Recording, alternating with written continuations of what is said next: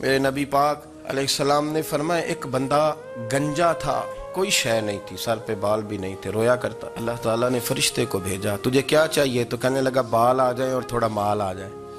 فرشتے نے ہاتھ پھیرا تو بال بھی آ گئے تو بکریاں بھی آ گئیں، لائنیں لگ گئیں، مال ہی مال ہو گئے۔ دوسرے کے پاس گیا، وہ کوڑا تھا، اس کو جا کے کہا کیا چاہیے؟ کہنے لگا شفا ہو جائے اور کچھ اللہ تعالیٰ آسانی کر دے۔ شفا بھی ہو گئی، گائیں بھی دے دی، بھینسیں بھی دے دی، مال ہی مال ہو گئی۔ پھر ایک کے پاس گیا، وہ اندھا تھا، تجھے کیا چاہیے؟ اس نے کہا آنکھیں مل جائیں اور کچھ ساتھ اللہ مال دے دے۔ اونٹ ہی اونٹ ہو گئے۔ جب بڑا نواز دیا تو پھر مالک نے امتحان لینے کا ارادہ کیا، یاری تیری سونا ہے پر آزمائشاں بھی تیریاں اگ، آزمائشاں تیریاں، صحیح کہہ رہا ہوں، آزمائشاں تیریاں، یاری تیری سونا ہے پر آزمائشاں تیریاں، اے سونا پرکھیا جامدائی پہلو نال لگاں دے لگ۔ اللہ نے فرمایا آزمائش کرو۔ سب سے پہلے گنجے کے پاس آئے، اسے کہا اللہ کے رستے میں کچھ دیکھنے لگا، میرے خرچے ہی بڑے، دیکھو تو صحیح کتنی مشکل میں وقت گزارتا ہوں، حال ہی کوئی نہیں۔ تو اس نے کہا میں نے تو سنا ہے تو گنجا اور بھوکا ننگا تھا۔ کہنے لگا میں تو جدی پشتی رئیس اعظم ہوں، تجھے کس پاگل نے کہا ہے بھاگ جا؟ اس نے کہا اچھا جیسے تو تھا ویسے ہی ہو جائے۔ کھیت کھلیان اجڑ گئے، پھر سے گنجا ہو گیا۔ حضور علیہ السلام فرمانے لگے، پھر وہ اس کے پاس گیا جو کوڑا تھا، اسے کہا کچھ دے۔ کہنے لگا خرچے ہی بڑے، اب پوچھ لیں کسی امیر آدمی سے، کہے گا چکی کے نیچے ہاتھ ہے میرا، میرے سے زیادہ تو اب پریشان بندہ ہی کوئی نہیں، کیا بتاؤں آپ کو، اتنا ٹیکس ہے، اتنا جرمانہ ہے، فلانی شے، بڑا کچھ گنواتے ہیں لوگ۔ اس نے کہا میں نے تو سنا تو پہلے کوڑا تھا۔ اس نے کہا جا دوڑ جا، میں تو رئیس اعظم ہوں، دادا بھی پردادا بھی اور ساری نسل ہی۔ اس نے کہا اچھا جیسے تو تھا ویسے ہی ہو جائے۔ پھر وہ گیا اندھے کے پاس اور جا کے کہا اللہ کے نام پہ کچھ دے۔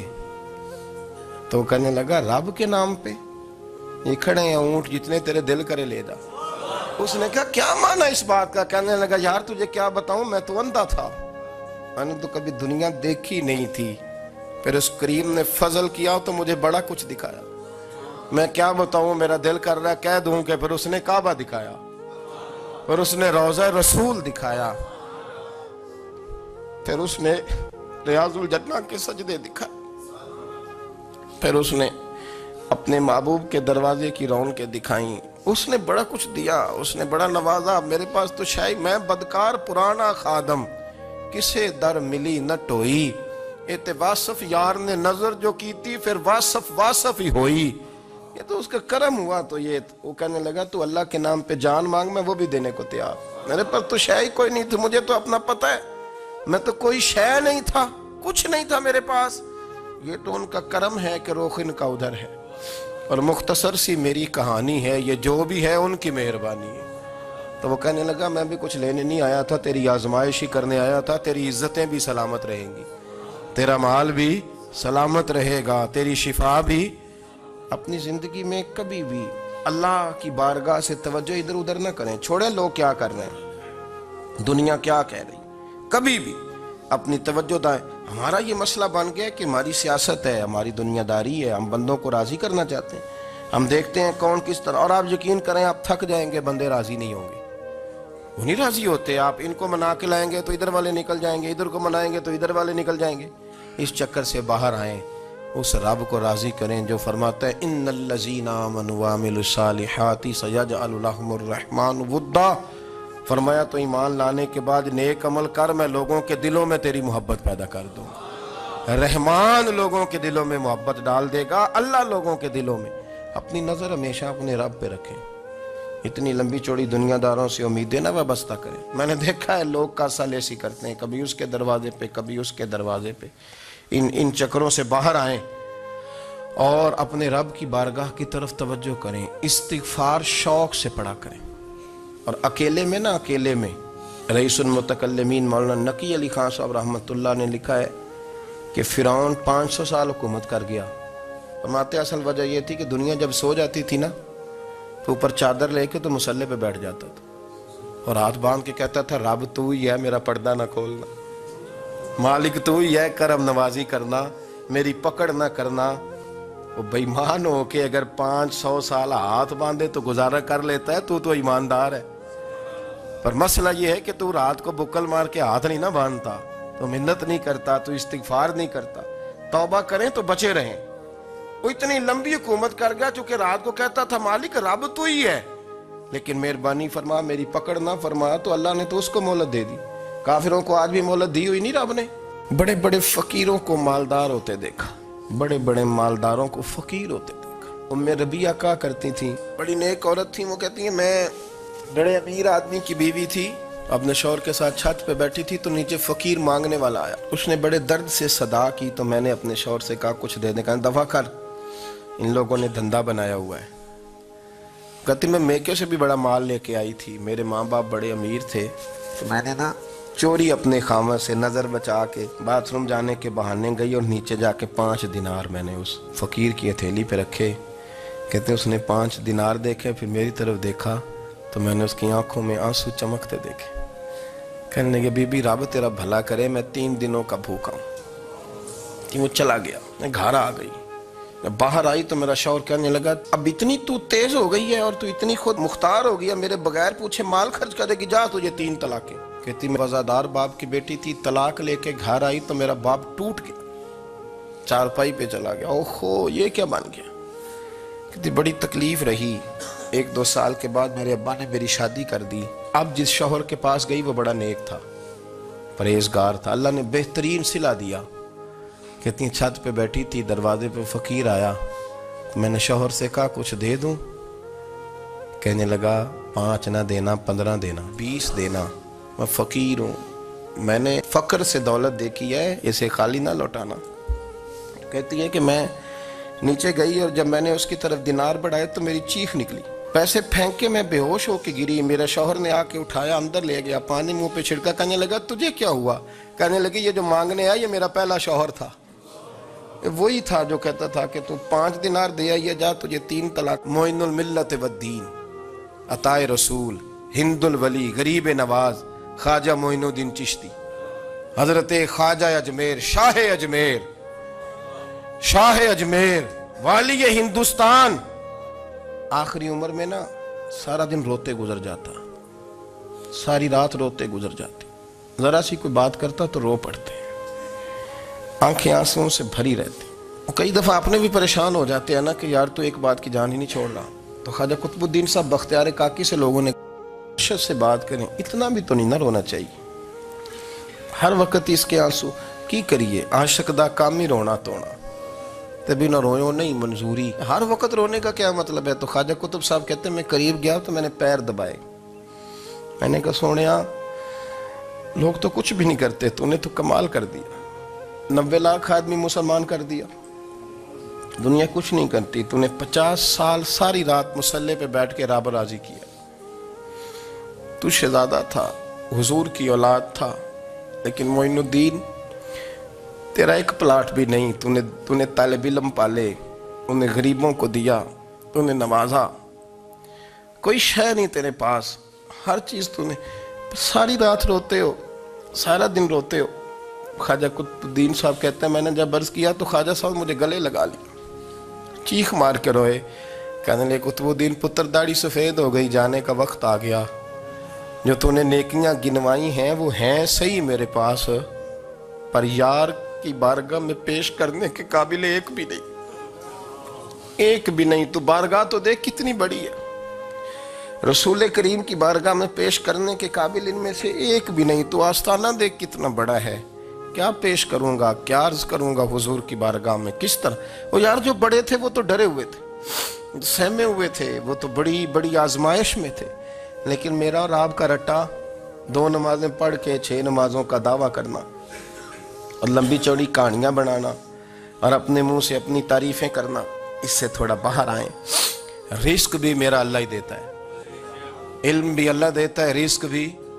حضرت سیدنا امام اعظم ابو حنیفہ رحمۃ اللہ تعالیٰ علیہ کے ساتھ ایک شخص کہتا میں نے نماز پڑھی تو عشاء کی نماز تھی، یہ جو لوگ بڑے ہوتے ہیں نا، جن کے پیار کرنے والے بڑے ہوتے ہیں، ان کے گرد خوف بھی بڑا ہی ہوتا ہے، انہیں بڑا ڈر لگتا ہے، بڑی بعض اوقات آزمائش ہوتی ہے۔ عشاء کی نماز کہتے پڑھی تو امام صاحب نے نا عشاء کی نماز میں تلاوت کی آیتیں فَمَن يَعْمَلْ مِثْقَالَ ذَرَّةٍ خَيْرًا يَرَهُ وَمَن يَعْمَلْ مِثْقَالَ ذَرَّةٍ شَرًّا يَرَهُ، فرمایا جو ذرہ برابر خیر کرے گا وہ بھی قیامت میں دیکھے گا، اور جو ذرہ برابر شر کرے گا وہ بھی قیامت میں اس شر کو دیکھے گا اس کے سامنے آئے گا. تو وہ شخص کہتا ہے کہ سارے لوگ نماز پڑھ کے چلے گئے تو امام صاحب رحمۃ اللہ علیہ نے اپنی داڑھی پکڑی رو رہے ہیں. کہتے ہیں وہ ذرہ برابر نیکی کا بدلہ دینے والے، وہ ذرہ برابر شر پہ سزا دینے والے میری سفید داڑھی کو دیکھ. مالک میرے ذرے ذرے سامنے نہ لانا، لوگ تو میری بڑی قدر کرتے ہیں دنیا، میں تو بڑا پہچانا جاتا ہوں، لوگ تو میری راہوں میں پھول لیے کھڑے ہوتے ہیں، مجھے بڑا نوازتے ہیں، قیامت میں رسوا نہ کر دینا، میرے لیے مشکل ہو جائے گی. وہ کہتے ہیں میں نے امام صاحب کا درد دیکھا، مجھے کوئی کام تھا تو میں چلا گیا. میں نے کہا کہ وہ اس وقت اللہ کے حضور حاضر ہیں تو میں دوبارہ آؤں گا. کہتے ہیں میں تہجد کا وقت آیا تو امام صاحب وہیں بیٹھے تھے اور ان کی داڑھی آنسوؤں سے بھری ہوئی تھی اور زور سے داڑھی پکڑی ہوئی. کہنے لگے مالک رسوا نہ کر دیں، قیامت میں رسوا نہ کر دیں. یار جو ہدایت یافتہ لوگ تھے وہ تو ڈرے ہوئے تھے، وہ تو سہمے ہوئے تھے. وہ تو کہتے تھے یہ اس کا فضل نہیں، اس نے بلا لیا، یہ اس کا کرم نہیں. حضرت بایزید بستامی کسی کافر کو دیکھتا تو رو پڑتے، کہتے مالک تو کتنا کریم ہے، یہ بے ایمان رہ گیا، تو نے اپنے فضل سے مجھے اپنے نبی کا غلام بنا لیا. وہ رو پڑتے. یہاں تو لوگوں کا دعویٰ ہی بڑا ہے. نمازی اللہ خیر فرمائے وہ تو دوسروں کو گھورتا ہے، وہ کہتا ہے جنت کا میں مالک کو کنجیاں میرے پاس ہیں، میں کسی اور کو گھسنے نہیں دوں گا. اور اگر 2-3 حج کر لے تو پھر تو وہ کہتا ہے کہ اب میرے سے پوچھ کے لوگ جنت میں جائیں گے معاذ اللہ. اور اگر وہ 2 4 5 7 دفعہ کوئی نفل پڑھ لے تو پھر وہ کہتا ہے چھوڑیں جی سارے لوگ بے عمل ہیں، میں اکیلا نیک ہوں. نہ ایسا کریں، اپنی توجہ اپنے رب پہ رکھیں. جب یہ نظریہ بن گیا، جب یہ ذہن بن گیا کہ پیدا اللہ نے کیا ہے، دینا اللہ نے ہے، عطا کرنے والا اللہ ہے، نوازنے والا اللہ، تو پھر ساری توجہ دنیا داروں کی طرف رکھنا. میں اللہ والوں کی طرف توجہ رکھنے کا قائل ہوں، لیکن وہ بھی کوئی آستانہ ہے کہ جہاں حق مرشد کا نعرہ تو بڑا لگے پر رب کا نام ہی نہ سننے کو ملے. یہ بھی کوئی بات ہوئی کہ جہاں یہ تو نعرہ زور سے لگے کہ جیوے جیوے مرشد جیوے، لیکن استغفار کا درس ہی نہ ملے. ہر وقت یہ بتایا جائے کہ یہاں آ گئے تو بچ گئے. کیسے بچیں گے؟ میرے رسول پاک علیہ السلام کا دروازہ سب سے بڑا دروازہ ہے، لیکن میرے دوستو یاد رکھنا نبی پاک علیہ السلام نے بھی لوگوں کو جب رستہ دکھایا ہے تو رب کریم کا رستہ دکھایا ہے. میرے رسول کریم سید عالم صلی اللہ تعالی علیہ وسلم نے لوگوں کی اللہ کی جانب توجہ کرا. میری بات کو اچھے طریقے سے سمجھیے گا. علم اللہ تبارک و تعالی عطا کرتا ہے تو اسے اللہ کی عطا ہی سمجھنا چاہیے. کچھ لوگوں کے پاس علم ہوتا ہے پر علم نافع نہیں ہوتا، وہ ٹامک ٹونجا مارتے رہتے ہیں ساری زندگی.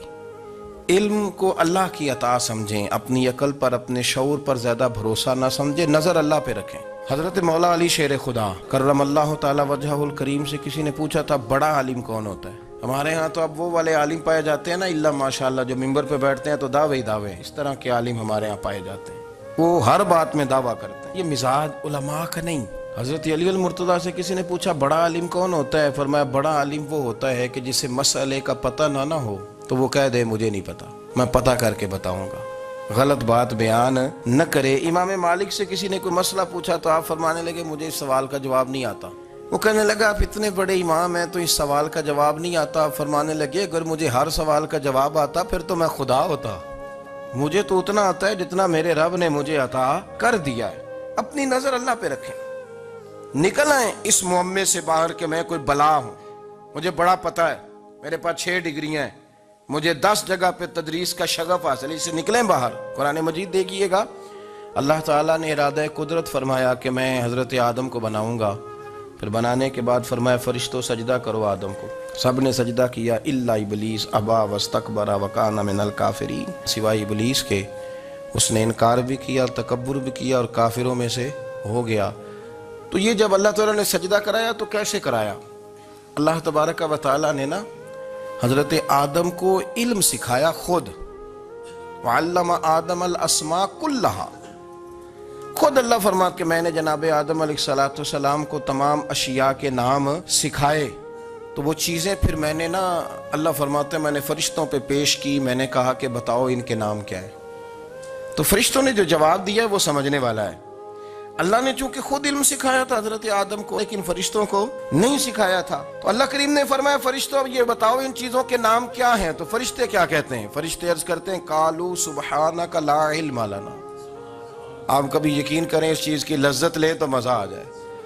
کہا قالوا سبحانک، کہنے لگے تو پاک ہے۔ آدم علیہ السلام کو نام سکھا لیے، پھر فرشتوں کے سامنے وہ چیزیں پیش کر کے کہا ان چیزوں کے نام بتاؤ، تو فرشتے کیا کہتے ہیں؟ کہتے ہیں قالوا سبحانک، تو پاک ہے، لا علم لنا، ہمارے پاس کوئی علم نہیں، الا ما علمتنا، ہمیں تو اتنا پتہ ہے جتنا تو نے ہمیں سکھا دیا۔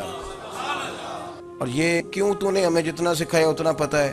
فرشتے یہ نہیں کہتے یا اللہ تو زیادہ سکھا، آدم کو دیا تو ہمیں بھی دے، یہ نہیں فرمایا، فرمایا انکا انت العلیم الحکیم، اے اللہ تو علم والا بھی ہے اور حکمت والا بھی ہے، تجھے پتہ ہے کس کو کتنا دینا ہے، جتنا تو نے مناسب سمجھا جناب آدم کو دیا، اور جتنا تو نے بہتر سمجھا وہ تو نے ہمیں عطا فرمایا۔ میرے عزیز، علم اگر آپ کے پاس ہے تو اس کو اللہ کی عطا سمجھیں۔ ہمارے ہاں بہت سارے لوگ بن کے بیٹھ جاتے ہیں، میں اکثر کہتا ہوں کہ پھر وہ دعوے کرتے ہیں میرے علاقے والے جاہل ہیں، میرے شہر والے جاہل ہیں، میرے خاندان والے پڑھے نہیں۔ یہ آپ کا دعویٰ ہے، یہ آپ کو خراب کر دے گا۔ ہم نے بہت سارے ایسے لوگ دیکھے جو بہت بڑے عالم تھے، لیکن اللہ جب لینے پہ آیا تو عقل ہی لے گیا، شعور ہی چلا گیا، حافظے ختم ہو گئے۔ آپ دیکھتے ہیں بڑھاپے میں کچھ لوگ ایسے ہوتے ہیں کہ جن کو یہ بھی یاد نہیں رہتا کہ میرا نام کیا ہے، میں کہاں ہوں، مجھے کدھر جانا ہے۔ اس وقت سے اللہ کی پناہ مانگیں اور اپنی نظر اپنے رب کریم کی جانب رکھیں۔ علم کے بعد ایک چیز آتی ہے جس کا نام ہے ہدایت، جس کا نام ہے تقوی، جس کا نام ہے پرہیزگاری، جس کا نام ہے عمل، عبادت، ریاضت۔ یہ بھی اسی وقت ہی نصیب ہوتی ہے جب میرا رب کریم نصیب فرما دیتا ہے۔ ہم نے نا نیکی کا اپنا اپنا سٹیٹس بنا لیا ہے، اپنا اپنا معیار بنا لیا ہے۔ کچھ لوگ کہتے ہیں کہ جناب مسجد میں سیمٹ کا توڑا دینے سے بہتر ہے کسی غریب کو آٹے کا تھیلا دے دو۔ اب اس نے اپنا مزاج بنا لیا نا نیکی کا، اس نے اپنا سٹیٹس بنا لیا۔ میرا یہ سوال ہے کہ نبی پاک صلی اللہ تعالیٰ علیہ وسلم جب مدینہ شریف آئے تھے تو حضور نے سب سے پہلے غریبوں میں آٹا تقسیم کیا تھا کہ سب سے پہلے مسجد بنائی تھی؟ کیا عجیب لوگوں کا رنگ ہے، اپنی مرضی کی ہدایت، اپنی مرضی کا تقوی، اپنی مرضی کا معیار۔ مسجد کوئی بڑا چھوٹا خطیب بھی میری طرح کا ہو نا تو وہ مسجد میں بیٹھ کے جب نبی پاک کی بات کرتا ہے تو کہتا ہے میرے رسول پاک غریبوں کا سہارا بن کے آئے۔ وہ غریبوں کی بات کرتا ہے، مسکینوں کی، لاچاروں کی، کمزوروں کی بات۔ تو مسجد ہی تو وہ ادارہ ہے جہاں سے غریبوں کی بات ہو رہی۔ تو اب لوگوں نے غریب کو اور مسجد کو لڑانا شروع کر دیا، اس کو لڑاؤ کہ مسجد میں پیسے دینے سے بہتر ہے آپ غریب کو آٹے کا تھیلا دے دیں۔ آپ یہ کیوں نہیں کہتے کہ مسجد میں بھی آپ توڑا دیں ایک سیمٹ کا اور ساتھ غریب کو بھی خدمت کریں؟ یہ کیوں نہیں تقویٰ؟ اپنی اپنی مرضی کا مزاج، اپنی اپنی۔ کچھ لوگ کہتے ہیں چھوڑو جی، ساری زندگی انسان نماز پڑھتا رہے اور پھر گالیاں بھی دیتا رہے، بندہ داڑھی بھی رکھ لے اور جھوٹ بولنا بھی نہ چھوڑے۔ تو یہ آپ نے اپنے پاس سے تقوی کا معیار بنایا۔ گالی دینے کا گناہ ہے اور داڑھی رکھنے کا ثواب ہے۔ تو اگر آپ داڑھی رکھے ہوئے ہیں اور آپ کوئی غلطی کر رہے ہیں تو اس سے آپ کی داڑھی کا ثواب ختم ہے۔ آپ کوئی غلطی کر رہے ہیں، داڑھی کا ثواب اس سے ختم ہے، وہ اپنی جگہ پہ قائم ہے چیز۔ اپنی مرضی کا کیوں تقوی کا معیار بناتے ہیں؟ تقوی کا مزاج اپنی مرضی کا نہ بناؤ۔ اللہ کی بارگاہ سے دعا مانگو کہ یا اللہ ہمیں ہدایت کا نور عطا فرما، اللہ تو ہمیں رستہ دکھا، تو بتا کہ ہدایت کیا ہے۔ تو رب فرماتا ہے اللہ ولی الذین آمنوا، اللہ مومنوں کا مددگار ہے، یخرجہم من الظلمات الی النور، وہ انہیں اندھیروں سے نکالتا ہے اور نور کی طرف روشنی عطا فرماتا ہے۔